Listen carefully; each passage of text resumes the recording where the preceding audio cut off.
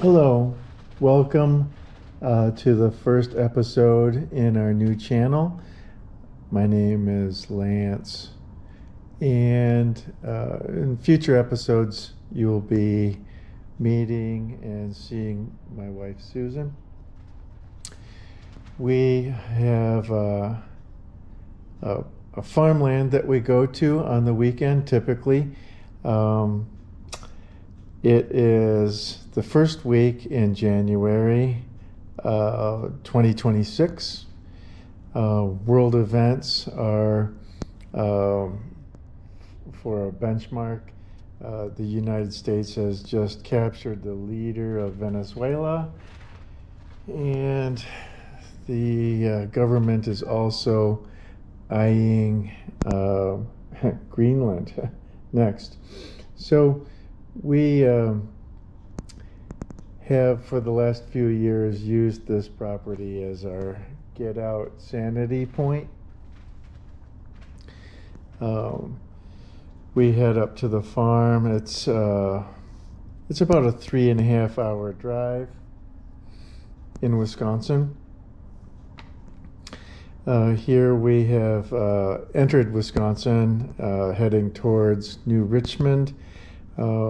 We cross over the Stillwater Bridge in Minnesota, and make our way through various small towns to get to the farm. Our background is I grew up south side of Chicago, and Susie grew up outside of Washington, D.C. I want to take a moment to clarify different kinds of farming. I feel that there is 3 levels there. Now, subsistence, I believe, it represents the minimum level of resources to survive. Basically, the minimal living standards.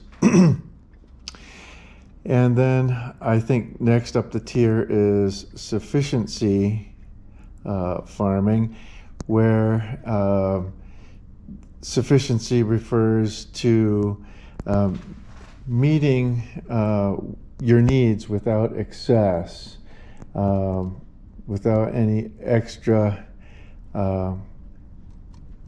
surplus going on. Whereas the last level, sustaining, and this is where Susie and I want to achieve sustaining farming, ongoing process of maintaining and preserving something over time. And it could be our nutrition, it could be economic, it could be our health, it could be our prosperity. And it represents a growth and resilience. That's what Susie and I believe that we are trying to become, sustaining farmers. Today is, or this weekend, it's overcast, as you can see. Sky is gray, and it's warm enough where the roads have opened up. We've recently had a blizzard storm about a week ago. Everything's plowed and traffic is flowing nicely.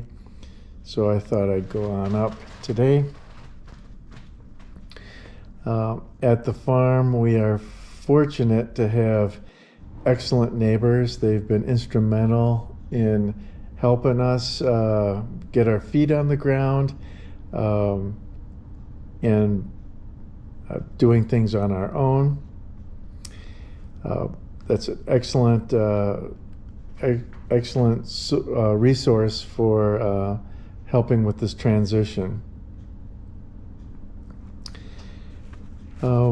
Susie and I have lived in the Twin Cities for approximately 37 years, and we've had our careers, our respective careers, and have raised a decent-sized family.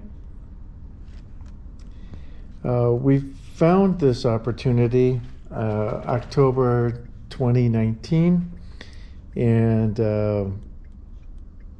we had been looking for a getaway piece of property for over a year and found this back then. It originally was dairy land and farmland, and it was parceled out in the mid-2000s.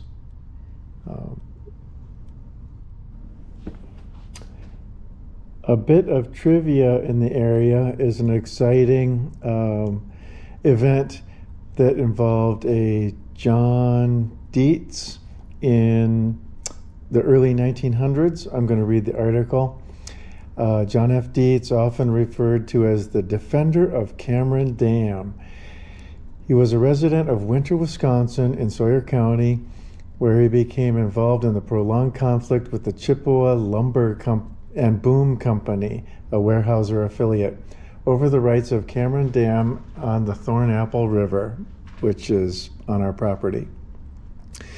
In 1904, Dietz and his family purchased a farmstead about 8 miles southeast of Winter, where they discovered the dam was partially located on their property. He claimed the logging company owed him a toll for logs being sluiced down the stream and began defending the dam at gunpoint. Resisting arrest for years, the conflict known as the Battle of Cameron Dam lasted from 1904 to 1910 and involved multiple confrontations with law enforcement, including 2 major shootouts in 1906 and 1910. During these events, at least 1 deputy and 2 of Dietz's children were wounded. The conflict culminated in October 1910 when a large sheriff's posse surrounded the house and the ensuing gun battle. Deputy Oscar Harp was killed. Dietz surrendered and tried for murder and sentenced to life imprisonment, with a condition that he spend the anniversary of the battle, October 8th, in solitary confinement each year. He served 10 years before being pardoned in May 1921 due to public pressure. Dietz died in 1924. Cameron Dam has since disappeared. A quaint village, I guess. We have our closest grocery store and slash hardware store. It's a co-op. We do have a gas station and a few churches. What's big here in this part of Wisconsin is, I'd mentioned the Tuscobia Trail, which we'll be crossing again here. There's hunting and fishing. It's a sportsman's paradise, basically. They have cute parades that are quaint, 4th of July, and there's celebration days during the summertime where we can enjoy coming into town and seeing festivities. Here is the school for winter, and it's quaint. Here we are coming up to our land, and you can kind of see some of the open pasture as well as the brush trees. We are located on the left. And we do adjoin this blacktop road. Our property is 80 acres. That's about a 1/4 of a mile wide by a 1/2 mile long, roughly. And yeah, just coming up to our property. I'm visually looking for how deep the snow is And will I have decent access for my vehicle to get to the house there?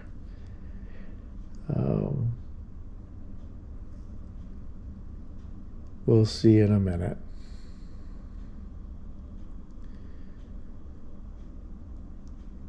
No, needs to be cleared.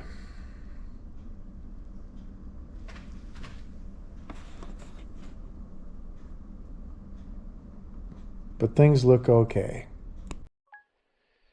There's a driveway under here somewhere. I've got to clear it and somehow get the van over there.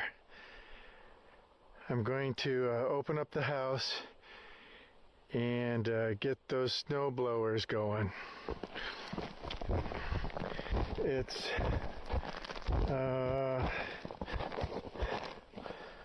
about that deep, and we have about another hour and 20 minutes of daylight, so gonna get to it. And there it is, up. Not too windy today, but like I said, a little bit warmer and more ice falling off of that thing. It's kind of startling. Relatively quiet out here otherwise.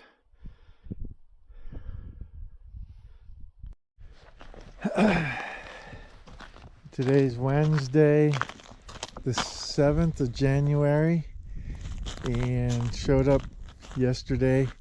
I did manage to plow the driveway a little bit. I want to do a little bit better job.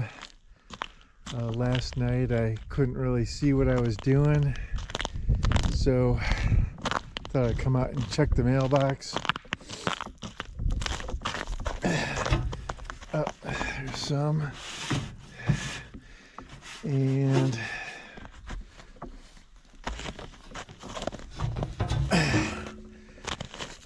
so kind of a little tour at the beginning of this year of the farm.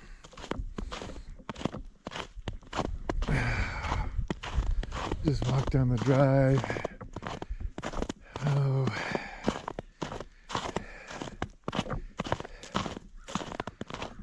the snow is real heavy. Let's see if we can save this branch here.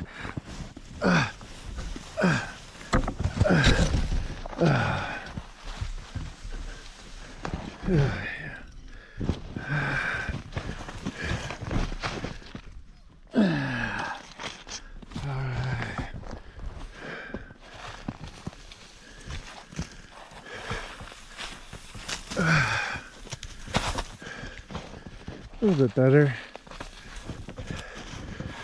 This is super heavy.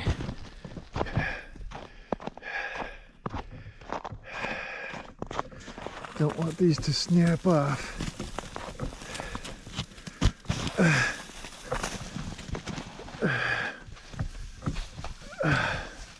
Smells good. Yeah. Let's get this one. Save you. Come on. Frozen. There we are.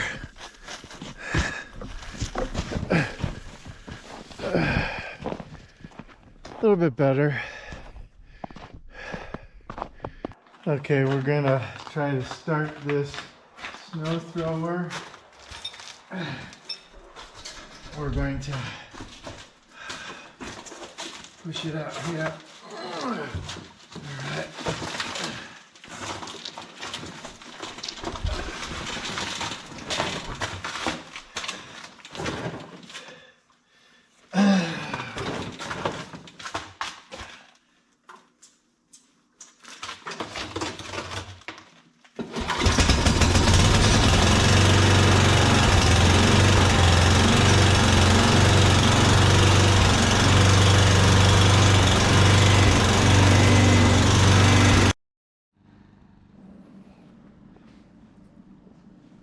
Up here at the farm, we've had quite a few holidays with the kids. We've got 5 and their significant others. So we've had parties and gatherings of, I don't know, 10, 12 people here for Thanksgiving, Christmas, graduations, etc. One of the neat things is you can do whatever you want within reason here at the farm. Nobody's going to tell you what you can and cannot do. The quiet is one of the big benefits that Susie and I were looking for, is getting away from the cities and just having the quiet. Sometimes the wind howls, but by and large it's quiet. We can hardly hear the road. The nighttime sky oftentimes is crystal clear. You can see the stars and constellations with clarity that you can't get in the cities because of the light pollution. A lot of the time you can see aurora borealis when they're out. And that's pretty neat. We have launched, we call them the Chinese lanterns, where they drift up over the landscape at night, and we can watch them go. We do have internet here. We recently got fiber optics connectivity.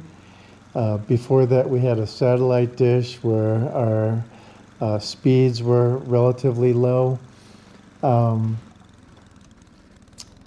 So we can watch movies, we can play music, we can surf the internet here. The big part of having the internet is for safety. If anybody were to get hurt out here, we would have to be able to make a call. Our cell phone service is almost non-existent here, but we are able to make calls through Wi-Fi.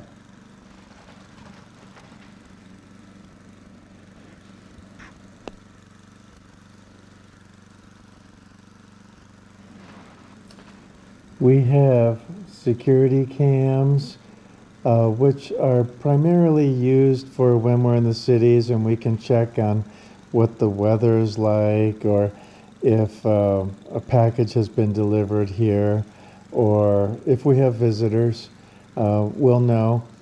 We also have driveway detection, and so we know when people are coming to visit. Say if we're out in the field or in the farm, we might miss somebody who comes and stops by.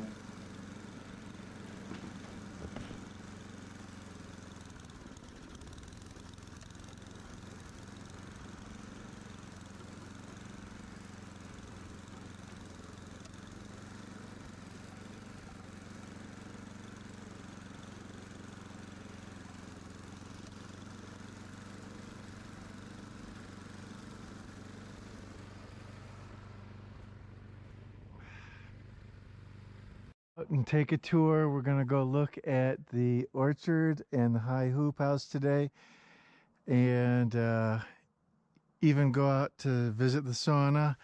But to move around, I've got to put on my snowshoes, and so I'm gonna go with the running sneakers and the snowshoe combo. So there we go. Let's see, I tighten the heel. All right, I think that's pretty secure, and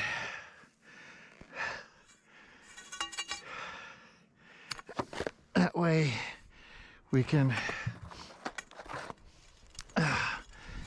be mobile, right?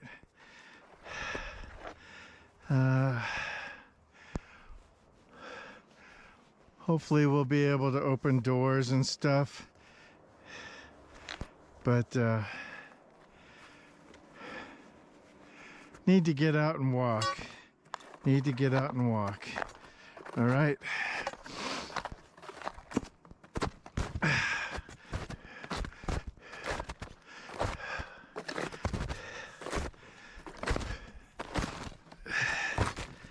It looks like it's about maybe 8 inches deep here, maybe as 10 inches deep. To the high hoop house. Here's my sophisticated lock. Alright. Looks pretty good.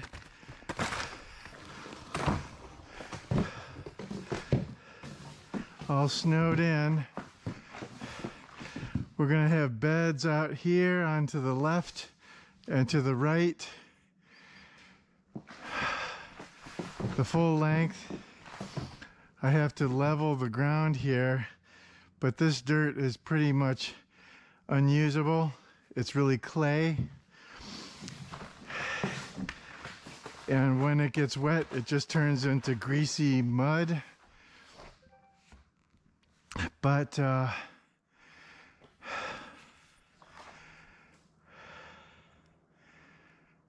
oh boy. This was the high scaffold that I used to build the high hoop house here, so I could get up really tall. It's about 9.5 feet off the ground, so I can reach up near 16 feet. Doesn't look like there's much damage here to the plastic, which is good. I like looking at stuff here like this. I'm catching plastic here on my snowshoes. It looks like it's 36 degrees outside. At the house it said it was 34. But in here it says it's 50, 51, which is nice. It's working. The sun works.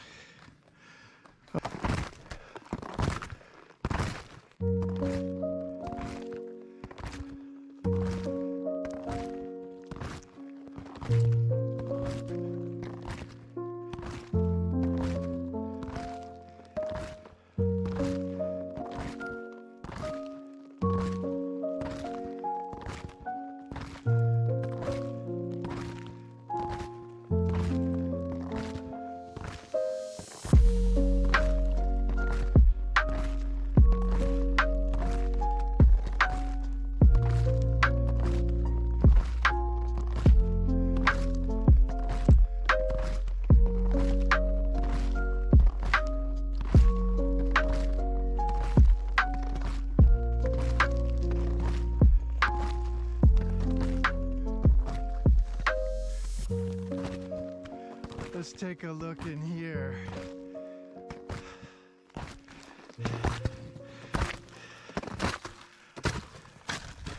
The goal next year is to get power and water up to the high hoop house over there. And it would be nice to also get power down to the orchard to my right. I already have water down there. But here's our open garden area.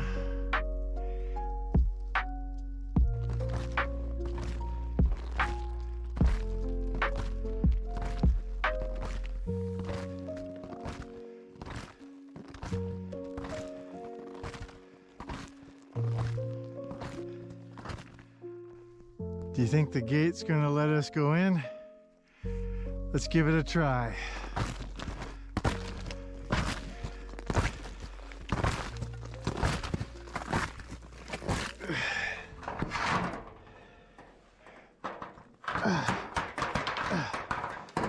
Looks like it's frozen. That one came free. There. We're free.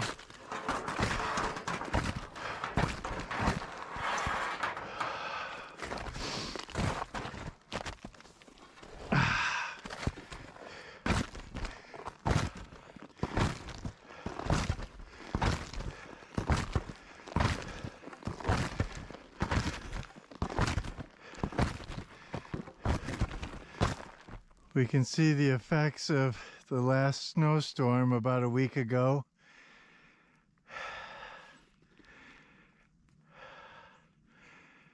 I don't see footprints of deer. Let's see. We're about that deep of snow. Let's go check one of the trees and then head back.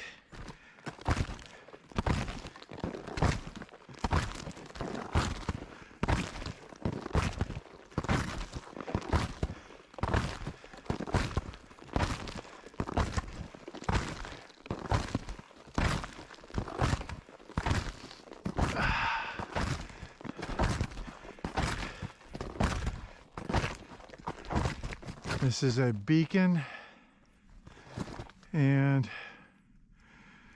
we can see some buds for next year.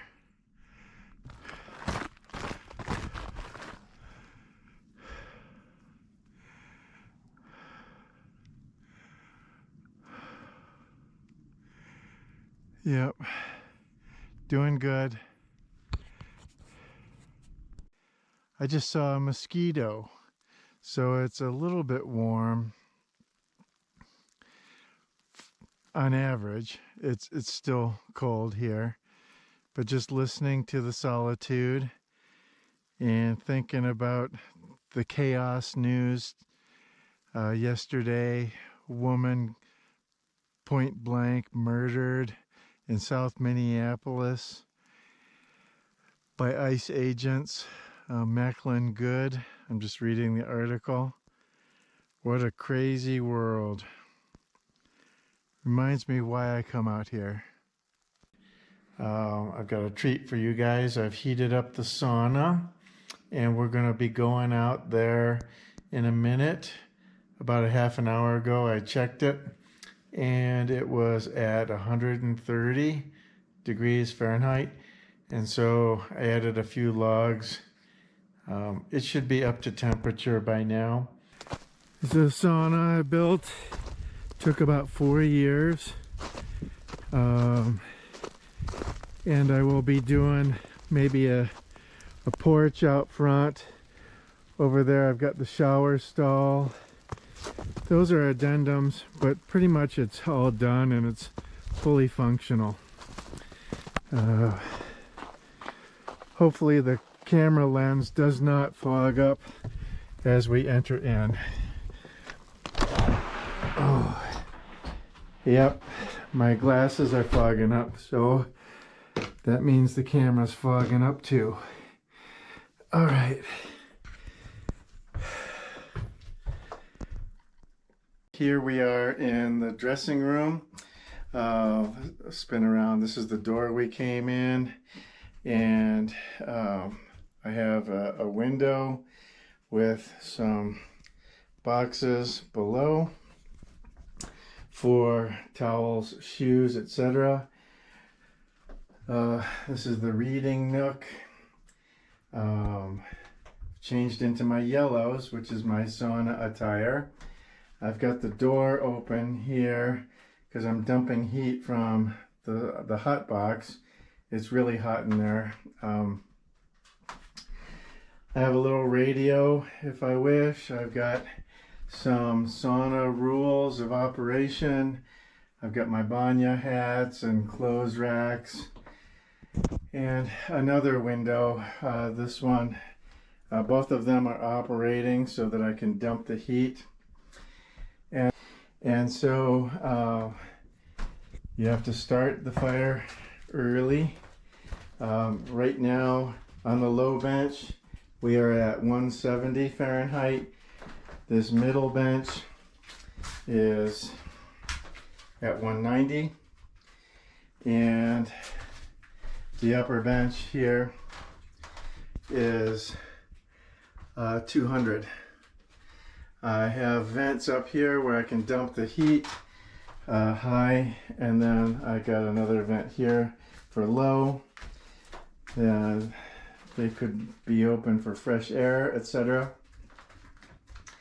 which has its own water reservoir, and so it kind of drips periodically and adds humidity to the room. But this is a double barrel design, and it's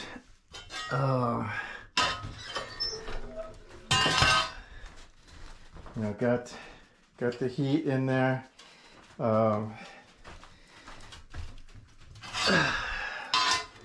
Pretty warm. Got a little brick area. Got some fans to help circulate. It's mostly done. Was set out with mostly repurposed materials. Windows that I had, doors that were donated, or in this case I constructed and salvaged the window for the door. All the wood you see in this room is cedar. The dressing room is lined in cedar, which came from our house in the Twin Cities when we had our house resided. I groomed all this wood. And in the sauna, the hot box area, you saw was mostly knotty pine. I will be making a shower for the wash-off area or the cold plunge experience. But we found that there was 30 amp service nearby, and there is also a frost-free hydrant nearby. And the flickering lights, I don't know what's going on there. But the Sean Evans show, the Hot Ones, this would be a great place for an interview. Instead of hot wings, you conduct poignant interviews in a sauna, and you see if people can maintain their lucidity and composure while in a sauna. Is what's in store for us and what we plan on doing. We will be definitely adding a farm stand to the property. We will be populating the high hoop house and turning that into a growing structure with tomatoes and cucumbers, flowers, whatever. It will extend our growing season, and so we look forward for that. Earlier today, you saw that we were at 50 degrees in there, and so certainly we can utilize that. We will be getting new implements for the tractor so that it's easier for us to break ground and open up pollinator gardens. I'm going to renew the orchard fence and make it more deer resistant. We want to do water management, irrigation for the apple trees. As mentioned, we need to figure out a watering solution for the high hoop house. Maybe we'll collect water via a gutter system off of the roof. I'm weighing a lot of decisions on how to get water out there, as well as trenching it in the ground and bringing power out there as well. In a nutshell, other things will be coming up. On my to-do list was to fix the case tractor. I know the brush hog needs repair and service. All in all, we want a productive year. We want to be safe, and we want to generate a happy place where people can visit in the fall. Thank you. Hope you enjoyed this episode.